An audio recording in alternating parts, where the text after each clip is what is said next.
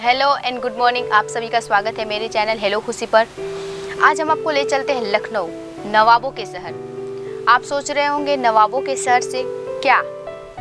हम आपको बताने जा रहे हैं इमाम बाड़ा के बारे में, लखनऊ का जो इमाम बाड़ा है उसके बारे में। तो चलिए जानते हैं। लखनऊ का इमाम बाड़ा बेहद खूबसूरत और यहाँ भूल भुलैया में जाकर लोग हैरान हो जाते हैं। नवाबों के शहर लखनऊ में कई आकर्षण है देखने को, जो आपको कई दिनों तक बांधे रखेंगे। ये बात बिल्कुल सही है। अगर आप लखनऊ या उत्तर प्रदेश में कहीं भी जाते हैं तो आपको देखने के लिए बहुत अलग अलग चीज़ें मिलेंगी, जैसे कि हो गया ये राम मंदिर, या फिर गोरखपुर में गोरखनाथ बाबा, और ये जैसे दिल्ली हो गए, लखनऊ हो गए, इन सब जगहों पे नवाबों का शहर रहा हुआ है। तो यहाँ पे बहुत सारी बड़े बड़े इमारतें, या फिर इंडिया का दिल्ली गेट, और इसमें ऐसी बहुत सारी चीज़ें देखने को, जहाँ पे अगर टूरिस्ट एक दिन के लिए जाते हैं तो कम से कम वो 2-3 दिन ठहर के आते हैं, क्योंकि इतना सब चीज़ें हैं वहाँ पे देखने को। ऐसा ही स्थान गुरुत्वाकर्षण विरोधी महल है। यह एक अतियोक्ति की तरह लगता है, लेकिन यह तथ्य है। चौथे नवाब बराक इमाम बाड़ा आसफ उद दौला द्वारा निर्मित यह राजसी संरचना अरबी और यूरोपीय वास्तुकला उत्कृष्ट को एक साथ लाती है। यानी कि जो लखनऊ के नवाब थे, चौथे नवाब इमाम बाड़ा आसफ उद दौला द्वारा निर्मित ये राजसी संरचना और अरबी दोनों को मिला के, अरबी और यूरोपी दोनों की वास्तुकला को मिला के ये इमाम बाड़ा बनाया गया था। नवाबों के शहर लखनऊ में ऐसे तो देखने के लिए कई ऐतिहासिक इमारतें हैं, धरोहर है, लेकिन यहाँ एक ऐसी प्राचीन इमारत है जिसे देखने के लिए दूर दूर से सैलानी आते हैं।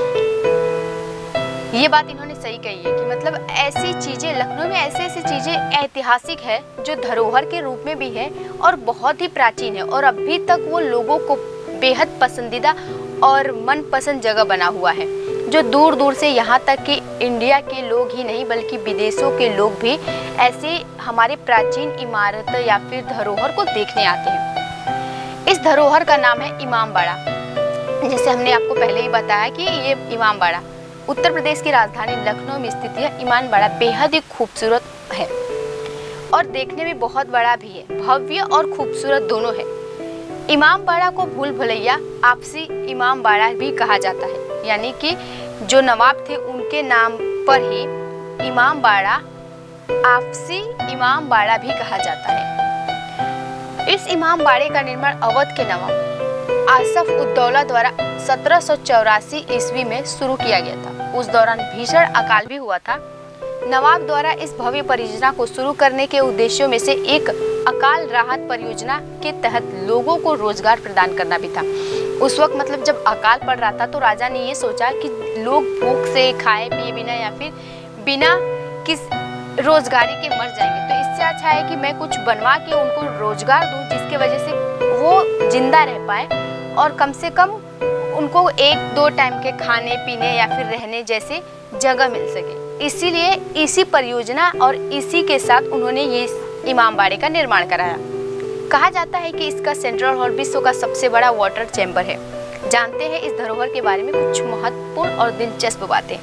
यहाँ आने वाला हर सैलानी इमाम बाड़े की वास्तुकला को देखकर दंग रह जाता है। यह लखनऊ के सबसे प्रसिद्ध और खूबसूरत टूरिस्ट स्थानों में शुमार है, जिसे देखने विदेश से भी पर्यटक साल भर आते रहते हैं। इस इमारत की वास्तुकला में मुगल कला, राजपूत, गोथिल, यूरोपियन प्रभाव देखने को मिलता है।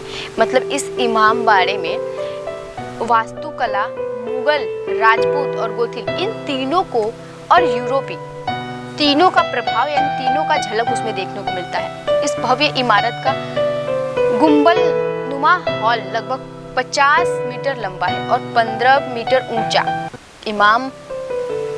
इमारत में बड़े बड़े झरोखे इसकी खूबसूरती में 4 चांद लगाते हैं। उसमें बड़े बड़े मतलब विंडोज हैं जो इसको और मतलब खूबसूरत बनाते हैं।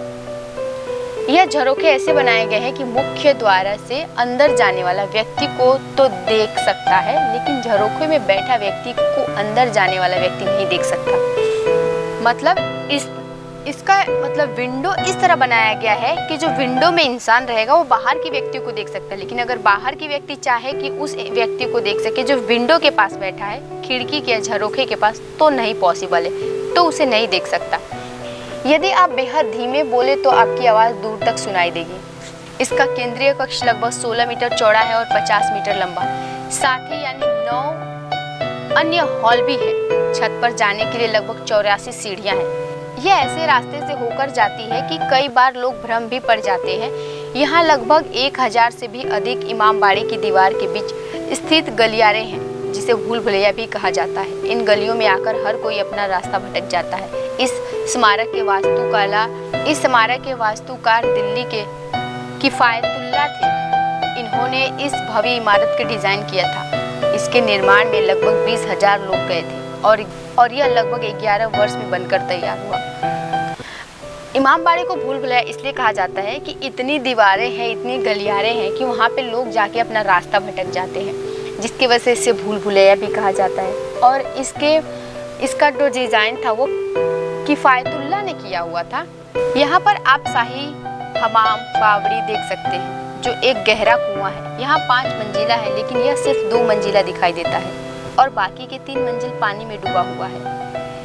इसे भी यूनानी वास्तुकला पर बनाया गया है। इसके अलावा आप यहाँ आसिफी मस्जिद भी देख सकते हैं, जो एक विशाल मस्जिद है। यहाँ गैर मुस्लिमों का प्रवेश वर्जित है। आज के लिए बस इतना ही। अगर आप और भी जगहों के बारे में या फिर कुछ अलग रहस्यमय चीज़ों के बारे में जानना चाहते हैं तो आप मुझे कमेंट करें हेलो खुशी पर। Thank you.